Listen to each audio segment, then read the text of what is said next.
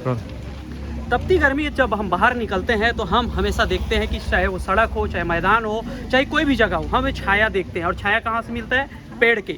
लेकिन यहाँ पे हम दूसरी ओर अगर दृश्य देखें तो दूसरी ओर जो है पेड़ को हम ही काटते हैं और गर्मी में पेड़ की छाया हम ही देखते हैं। नमस्कार, मैं हूँ सत्या राजपूत और आज हम बात करेंगे पर्यावरण दिवस को लेकर। ज़्यादातर लोग अक्सर जो है पर्यावरण दिवस यानी 5 तारीख को जागरूक होते हैं और छठवां दिन वही जाके पेड़ काटते हैं। तो कुछ यहाँ पे छात्र हैं, उनसे हम आज बात करेंगे कि ये पर्यावरण विभाग के लोग हैं, इनके द्वारा जो पर्यावरण को बचाने के लिए क्या कोशिश ये लोग कर रहे हैं। क्योंकि आज तो रैली निकाल के यहाँ पे लोगों को संदेश दे रहे हैं कि पर्यावरण को सुरक्षित रखें, पेड़ को बचाएं।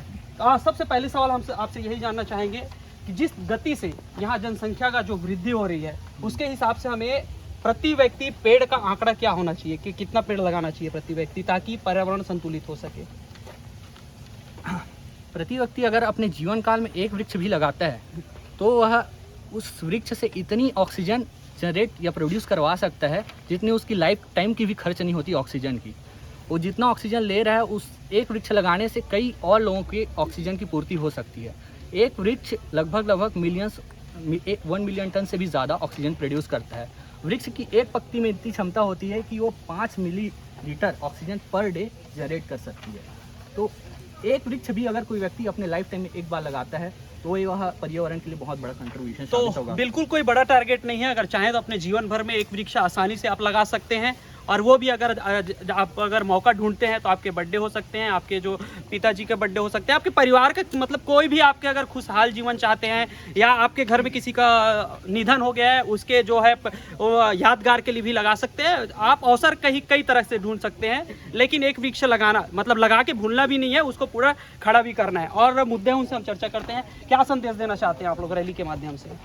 हम लोग आज के दिन रैली के माध्यम से अवेयरनेस फैलाना चाहते हैं लोगों में कि पेड़ पौधे। अवेयरनेस मतलब जागरूकता फैलाना। क्यों जागरूकता क्यों फैलाना चाहते हैं? जागरूकता लोग जागरूक नहीं है, जितना होना चाहिए उतने जागरूक नहीं दिखते लोग आजकल पर्यावरण को लेके। कैसे जितना होना चाहिए? जैसे लोगों को ये बात नहीं पता है कि पेड़ ऑक्सीजन देते तो हैं लेकिन साथ में वो कार्बन डाइऑक्साइड को भी एब्जॉर्ब करते हैं। कार्बन डाइऑक्साइड डबल बेनिफिट कर रहे हैं। कार्बन डाइऑक्साइड कितना नुकसानदायक है हमारे शरीर के लिए? कार्बन डाइऑक्साइड हमारे शरीर के लिए तो है ही नुकसानदायक। यदि ज्यादा क्वांटिटी में हो गया तो फिर ब्लड उसको कैरी नहीं कर पाएगा। लेकिन ग्रीन हाउस इफेक्ट में भी बहुत मेजर रोल प्ले करता है कार्बन डाइऑक्साइड। तो यदि कार्बन डाइऑक्साइड बढ़ता है तो वो ये अगर हम देख रहे हैं कि मौसम परिवर्तन, ये अचानक धूप है, बारिश, ठंड के दिन में गर्मी, तो ये इसके पीछे का कारण क्या है? मतलब बीते बहुत सालों से हम लोग देख रहे हैं कि हमारे यहाँ प्रकृति का कितना शोषण हुआ है। फॉरेस्टेशन, पॉल्यूशन और जितना लैंड कवर होना चाहिए अप्रॉक्स 33% लैंड कवर होना चाहिए। मतलब रिजल्ट ऐसा करता है कि फॉरेस्ट कवर जो है 33% होना चाहिए, लेकिन हमारे यहाँ जो फॉरेस्ट कवर है ओनली 24% है। तो बोलना का मतलब ये है कि फॉरेस्ट कवर एरिया बढ़ना चाहिए, एरिया हमारे यहाँ इन्वायरमेंट के फील्ड में। अच्छा, एक चीज़ हम आपसे ये समझना चाहेंगे और लोगों को भी बताना बेहद ज़रूरी है। अगर जिस तरह से हम प्रकृति का दोहन कर रहे हैं ऐसा चलता रहा तो मानव का जीवन का जो माप है वो कितने हो जाएगा? अभी जैसे हम मानते हैं कि 60 साल अभी मान रहे हैं तो कितना साल वो जी सकते हैं? बिल्कुल बहुत ज़्यादा रिड्यूस हो जाएगा, ऑब्वियस सी बात है। क्योंकि आप पूरे आपकी लाइफ की डिपेंडेंसी ही ऑक्सीजन पे रहती है मैक्सिमम। ठीक है, बाकी रहना खाना पीना सभी चीज़ें चलता है। बट इस रैली के माध्यम से मैं 2 चीज़ों पे फोकस करना चाहती हूँ। पहली चीज़ तो ये कि यहाँ पे रायपुर में यहाँ रविशंकर विश्वविद्यालय में हमारा ही डिपार्टमेंट टोटल एनवायरनमेंट को डेडिकेटेड है और उसमें बहुत हम कम संख्या में हैं, लेकिन हम कम नहीं हैं, हम भी बहुत हैं लोगों को जागरूक करने के लिए और किसी चीज़ के लिए मोटिवेट करने के लिए। और दूसरी चीज़, सभी चीज़ें ट्रेंड कर रही है, चाहे वो पोल्यूशन से रिलेटेड हो, प्लास्टिक से रिलेटेड हो, एनवायरनमेंट से रिलेटेड हो। But I would like to focus on one important thing, that is SDG। SDG के बारे में शायद आप सभी को पता होगा, सस्टेनेबल डेवलपमेंट गोल। उसी चीज़ को हम सभी फोकस कर रहे हैं। सस्टेनेबल डेवलपमेंट गोल के 17 भाग हैं, उनमें से अधिकतम पर्यावरण को के ही विषय पर है। अच्छा, पर्यावरण पे हम बात कर रहे हैं तो हम प्लास्टिक को नहीं भूल सकते, क्योंकि जितना घातक प्लास्टिक है और अभी कोई दूसरा चीज़ नहीं दिख रहा है। तो प्लास्टिक से हम लोग कैसे बचे ताकि हमारे जीवन बचा रहे? बहुत सारी जगह ऐसा देखा जाता है कि प्लास्टिक का उपयोग ना करना मुमकिन नहीं है, बहुत जगह करना आवश्यक है। अच्छा, इसको आप किस तरह से देखते हैं? सरकार एक और कहती है कि हमने प्लास्टिक बैन कर दिया है और मार्केट में जाओ तो सभी प्लास्टिक उपलब्ध होते हैं, चाहे वो बैन वाला हो चाहे ना हो। इसको किस तरह से इंसान अपनी ज़रूरत के हिसाब से हर चीज़ को डिफ्लेक्ट करता है, चेंज करता है, मॉड्यूलेट करता है। तो ये मैं इसी तरीके से देखती हूँ कि इंसान अपनी ज़रूरत के हिसाब से बिल्कुल आगे काम करता है, लेकिन अपने आप को वहाँ पे रोकना हमारी खुद की अच्छा, जिम्मेदारी एक सवाल और भी है ये पर्यावरण को लेकर। अगर हम विभाग की बात करें, चाहे निगम की बात करें, चाहे हम खाद्य और फूड विभाग की, वो कार्रवाई करते हैं उन दुकानों पे जहां वो बिक रहा है, लेकिन उन जगहों को छोड़ देते हैं जहां वो बन रहा है। तो क्या लगता है प्लास्टिक मुक्त कर पाएंगे? इनका नियत कितना सही है? बिल्कुल सही नहीं है इस हिसाब से तो, लेकिन कोशिश की जा सकती है। हम अपने स्तर पे रह के हम कोशिश कर सकते हैं।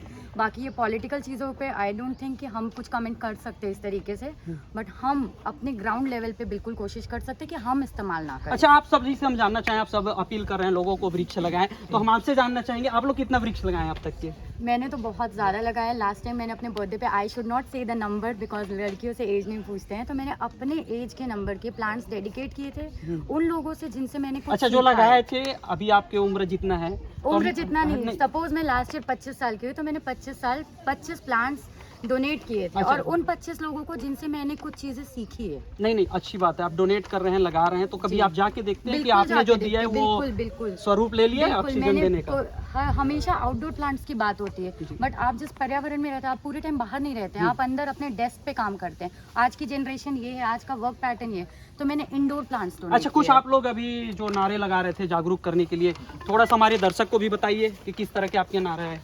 जागरूक देश के एक ही पहचान, प्रकृति का ना करो हरण, आओ बचाए पर्यावरण, धरती अंबर करे पुकार, नाचे मोर कोयल गाए, आओ पर्यावरण बचाए, चलो करे हम वृक्षारोपण, पर्यावरण का हो संरक्षण, पर्यावरण का रखे ध्यान, तभी बनेगा देश महान, पर्यावरण से नाता जोड़ो, बीमारियों से मुंह मोड़ो, हर हरे भरे पेड़ जहाँ, बिल्कुल, तो इस तरह के नारे से आप समझ सकते हैं कि अगर आप पर्यावरण से नाता जोड़ते हैं तो बिल्कुल आप बीमारियों से जो छुटकारा पा सकते हैं, क्योंकि जो अगर पर्यावरण प्रदूषित होता है तो कई तरह की बीमारी के चपेट में आते हैं और आपकी जो है उम्र तो कम होती है, साथ में इलाज के आपके जो जहजाद है, संपत्ति है, वो भी जाती है, कर्जे तले जब जाते हैं। इसीलिए आप एक पेड़ लगाइए, सब चीज़ से आपको जो है छुटकारा मिल सकता है और आप घर परिवार के साथ ही अपनी पीढ़ी, मतलब ये हमारा संपत्ति नहीं है, ये हम लेकर नहीं आए हैं, लेकिन ये हमको जीवन दे रही है, तो हम चाहें कि हमारे जो आने वाली पीढ़ी है उसको ये सब हम देकर जाए। हम सब काट देंगे तो आगे हमारी पीढ़ी कैसे जिएगी, कैसे रहेगी, इस पर भी विचार करना चाहिए। और पर्यावरण दिवस के ही अवसर पर नहीं बल्कि हमेशा जागरूक होने की ज़रूरत है। नमस्कार।